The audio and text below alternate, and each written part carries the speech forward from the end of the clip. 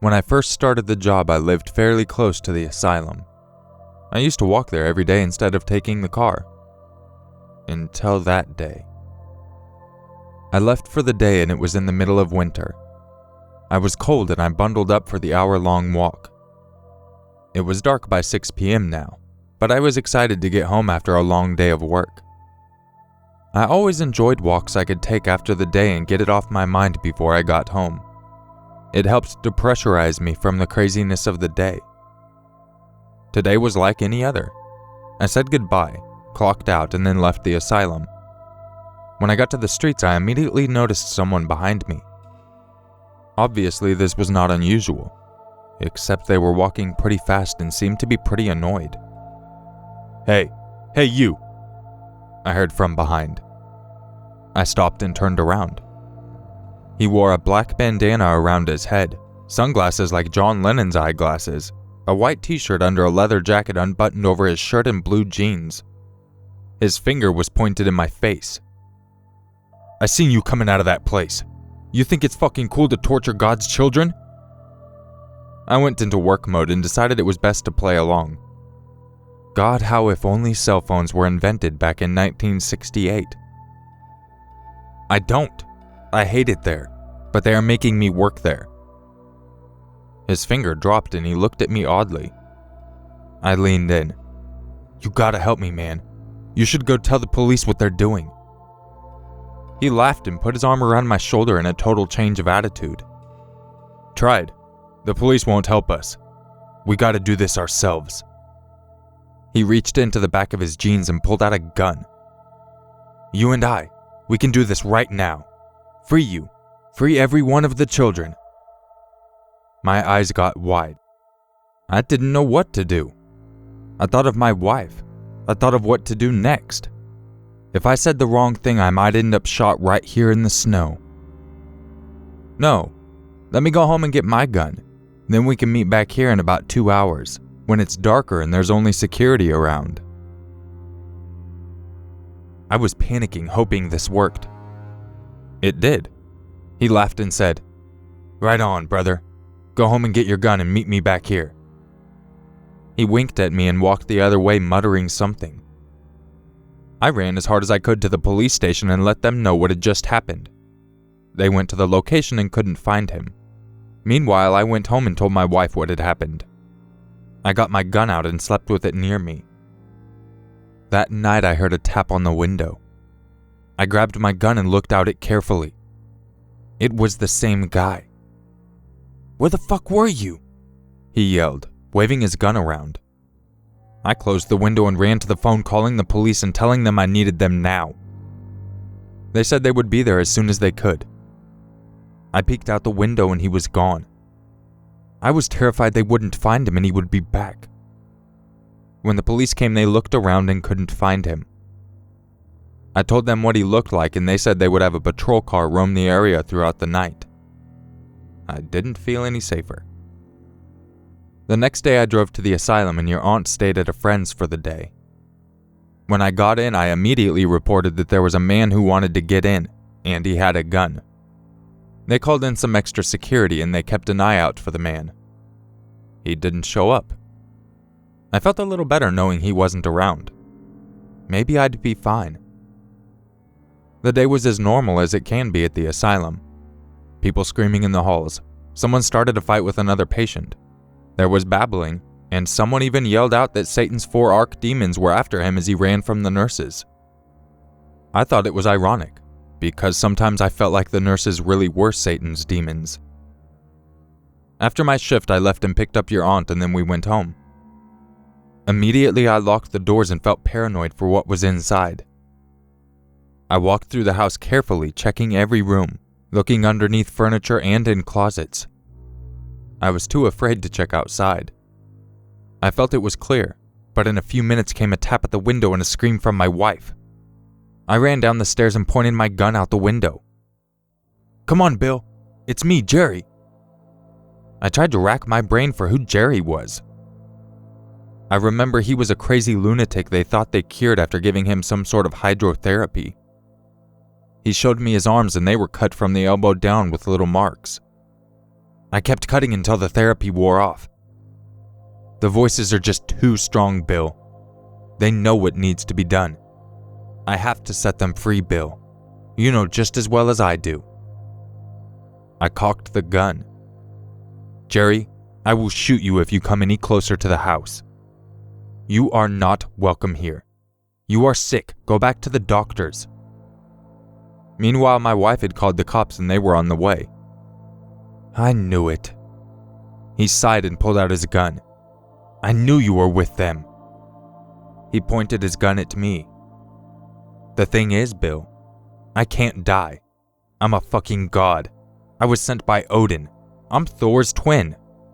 If I cock my gun, he cocked it, and I pointed to my brain like this. He pushed the gun to the side of his head. Don't do it, Jerry. You're not right. Put the gun down. I could hear sirens in the distance. Bill, I swear I can't die. Watch and be amazed. He pulled the trigger and blew his brains out. Your aunt screamed and I stared in disbelief. This guy honestly thought he was invulnerable and he was chosen by God to free the people in the asylum. It was all a blur. Like slow motion, I watched him fall to the ground. I turned and held my wife as blue and red lights came up the driveway. Police with guns drawn running all around the house. I opened the door and shortly after the police took my statement. I was in total shock at what I had just seen. It just highlights to me how therapy like hydro and shock don't even really work. People can't just be magically cured with some sort of conditioning. Jerry is a product of someone who couldn't act out on the voices he heard, but he still heard them. No conditioning could change that. When he got out, he probably felt good, like he could do no evil. The truth was, he probably started cutting himself to quiet the voices, and when he cut, he pushed through what the therapy had conditioned him to feel. I wish Jerry could have gotten help. Sometimes there's nothing you can do, because it's already too late.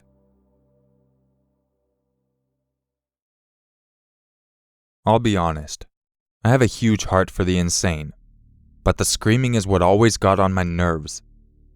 When I walked the halls before leaving, all you could hear was the screaming. People would scream in the day, too. There was one guy who we called the Screamer, because he was a special kind of screamer. He scared me because I'm pretty sure he wasn't mentally ill. I think he was a real honest guy and now he was stuck. I wanted to release him, but I couldn't. When he first came in, everyone noticed, because he struggled hard. He wouldn't go in the room and he flopped everywhere, screaming as loud as he could. I didn't kill her. Let me go. I don't need to be here. This wasn't too uncommon. Sometimes people who had schizophrenia were pretty normal people and would mention how they didn't do what they were sent here for. Worse yet were the multiple personality people who would say they didn't do it. The other person did. I wrote it off as just a normal thing.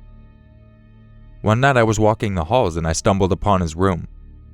He was laying on his bed mumbling to himself. I looked in the window and saw him knelt down with rosary beads. He was praying. This really tipped me off. Not that insane people can't pray, but something hit me when I saw it. Like God was telling me this poor soul didn't belong here. When he looked up and he saw me, he rushed over and started to scream, "Let me out! Please, I don't belong here." I put my finger to his lips, but he was in hysteria. I couldn't reason with him, and by now the nurses had rushed in. I walked away and went home. I told your aunt about it, and she felt that deep down I was right. This guy didn't belong there. I wasn't really sure if I could go snooping around, but I felt like I had to do something for this poor guy. The next day I walked in early, at 4 a.m. I walked in and could hear the screams and moans from the patients who were troubled. I walked to the guy's cell and looked everywhere. It's not hard to sneak around these places when there's noise all around. I grabbed his file and looked at it quickly. He was charged with murder, found with a gun and his dead wife. His arms were cut, it said, and he was in hysterics. He was a Vietnam vet. I couldn't find any more and I heard a door close. I shoved the file back into the file holder and thought for a second. I figured he was a vet who was framed and had a bit of mental issues. In my gut, I knew he didn't kill his wife. I thought of how in the world I could get in the cell with him and just chat. I went to the kitchen and cooked up food when I heard there was a lockdown. It took about 20 minutes until I went outside to see what the lockdown was about. All I could hear was screaming from that guy. Unintelligible screaming. I ran down to see what he was saying. The man was literally going insane just being here. I can't fucking take it. Kill me, you Kongs. Kill me! He let out a horrifying, ear-piercing screech I had never heard from a man. I left Nam 4 years ago. Let me go. I'm a vet. Tears welled up in his eyes. What could I do? I didn't want to give him false hope by telling him I was his savior here to release him. I couldn't. I'd be fired for sure. I went back to the kitchen to do my work, but all I could do was think about him. That night before I left, I went to his cell and looked inside. He wasn't there. He was in treatments. For the next 4 months, the treatments only made him worse. He started believing he was being tortured. He literally began spouting off codes of something. I think they were classified information. He started begging to be let out, crying and asking why they were doing this to him. I decided to look at his file again one night quickly. They had tried everything for this guy. Everything was marked with a treatment made patient worse. Uppers and downers. Shock and hydro. There was one treatment circled. Lobotomy. My heart sank. I hated lobotomies. They worked, and they worked too well. Stripping a man of his emotions just so he could be cured. My heart raced. I thought now or never. I fumbled through my keys to the master key we all had in case we witnessed a man freaking out in his room. I stopped myself, though. Was one man worth my job? I struggled for literally 5 minutes on what to do. I wish I could say I released him right there. That I took him home and gave him hot soup and kept him for the next year to help him really recover. I didn't. I walked away from the cell, tears flowing down my eyes, knowing that the screamer wouldn't scream after tomorrow. The next day I cut up the food early in the morning. When I got in, I heard his screaming. When I left, I heard not one peep from his cell. I looked in, and he was silent, sitting on his bed staring. He looked over to me. His eyes were lifeless. His bony hand lifted and waved slowly. It was as if I could hear a creaking cog coming from it. He was now a robot. I heard him mumble, "I'm better now." He kept saying it over and over again as he moved his hand.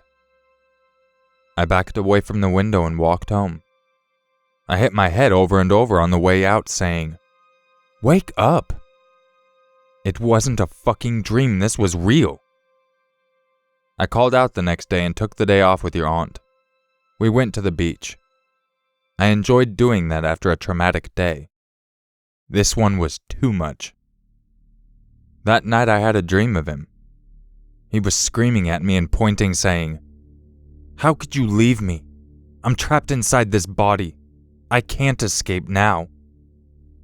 I woke up feeling guilty, and to this day I still do.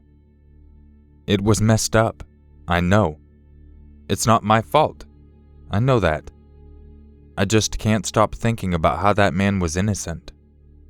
I don't have proof, but I swear he was innocent. I just can't get that last vision out of my mind. His hand waving slowly and robotically, and him just repeating, "I'm better now.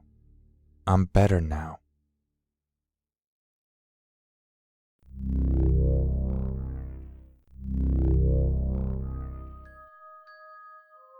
If you enjoyed this video, you know what to do.